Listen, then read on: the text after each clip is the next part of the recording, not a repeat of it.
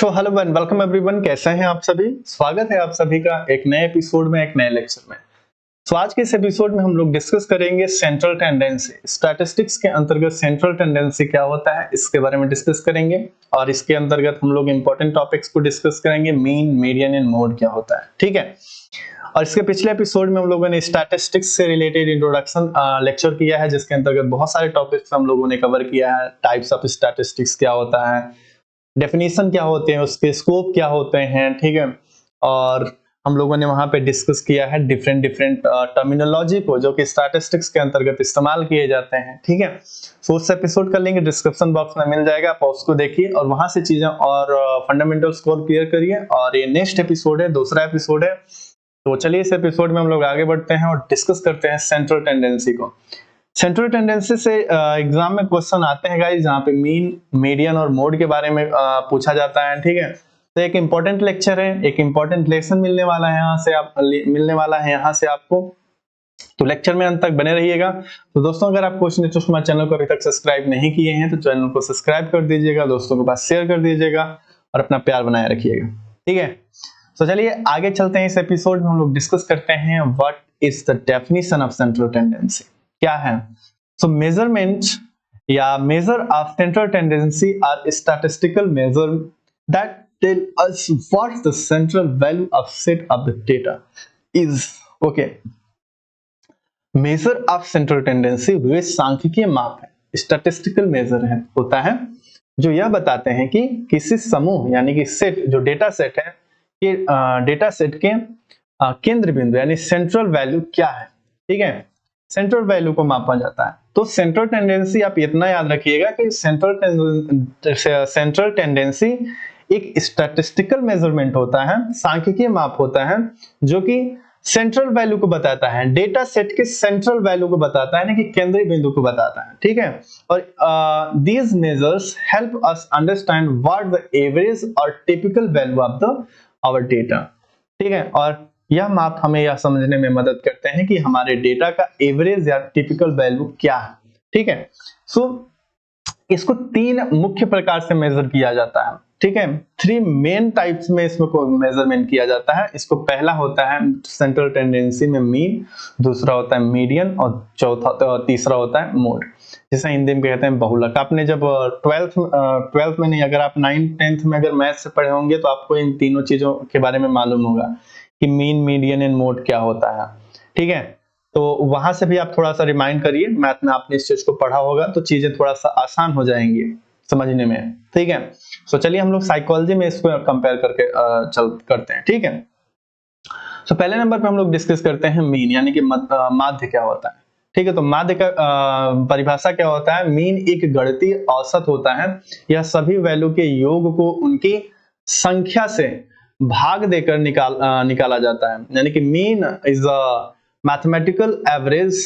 It is calculated by dividing the sum of all the values by their number, यानी कि सभी data set के value को सम करके निकाला जाता है, ठीक है। सो आपको ये याद रखना है कि मीन एक गणितीय औसत होता है। क्या होता है? एक मैथमेटिकल एवरेज होता है।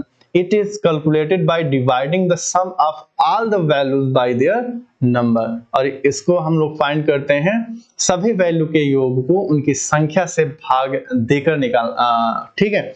सो एक उदाहरण लेते हैं या फार्मूला लेते हैं।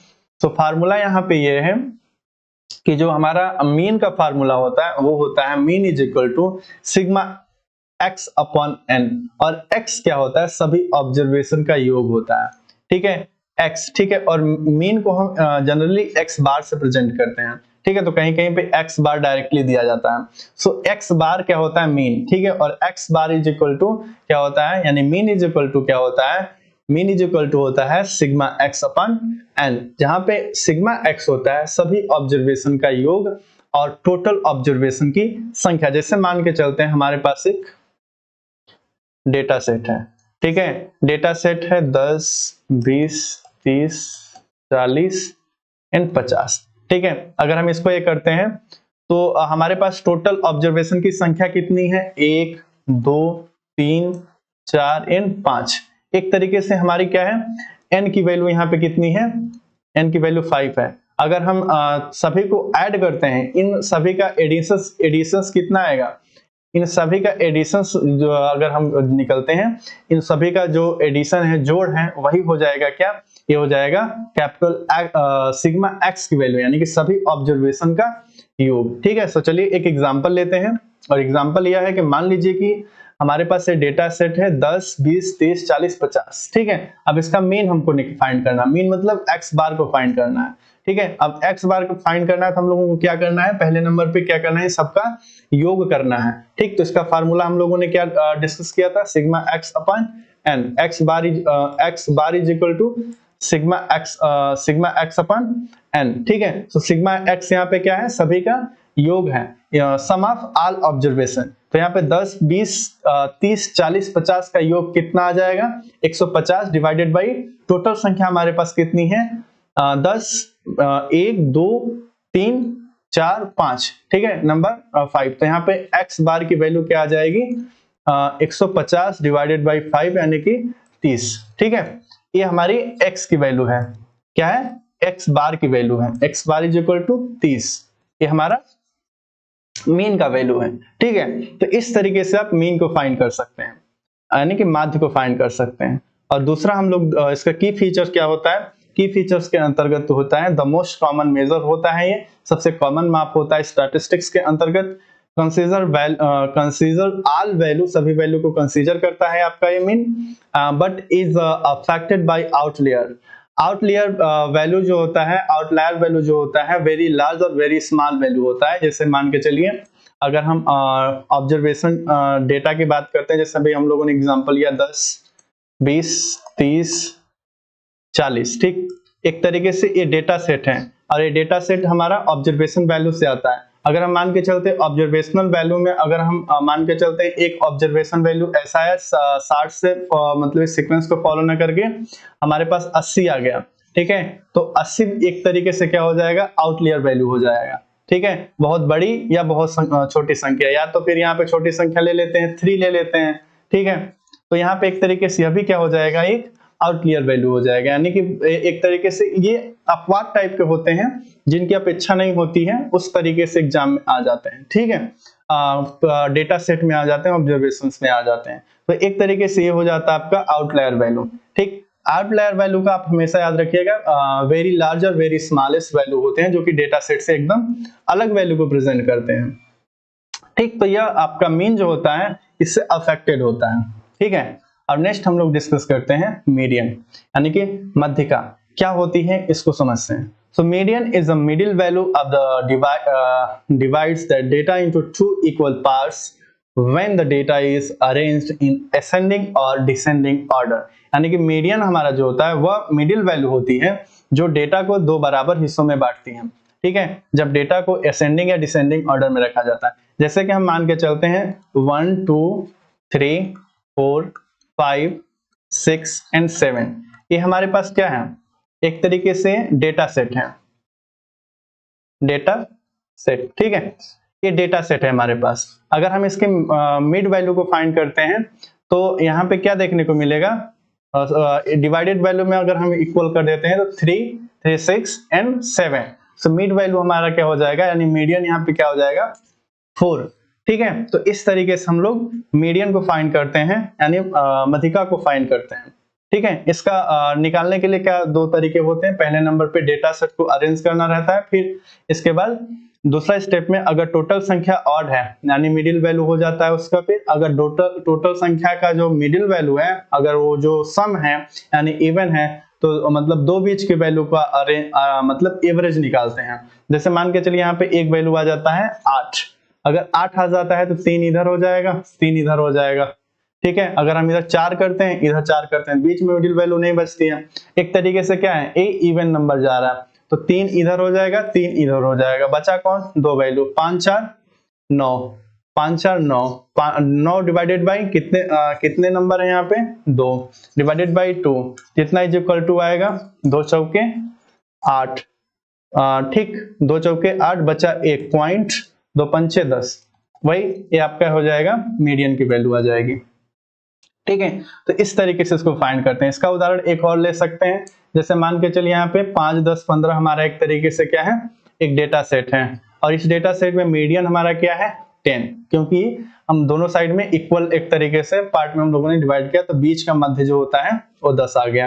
यहीं पे अगर हम इवन फॉर्म में देख लेते हैं 10, 20, 40, 30, 40 एक तरीके से क्या है सम है, इसका जो टोटल नंबर है वो सम है, तो इसको क्या करेंगे, एक इधर से हो जाएगा, एक इधर से हो जाएगा, इन दोनों का योग अपॉन 2, क्योंकि दो ही सेट हैं, तो यहाँ पे 20, 30,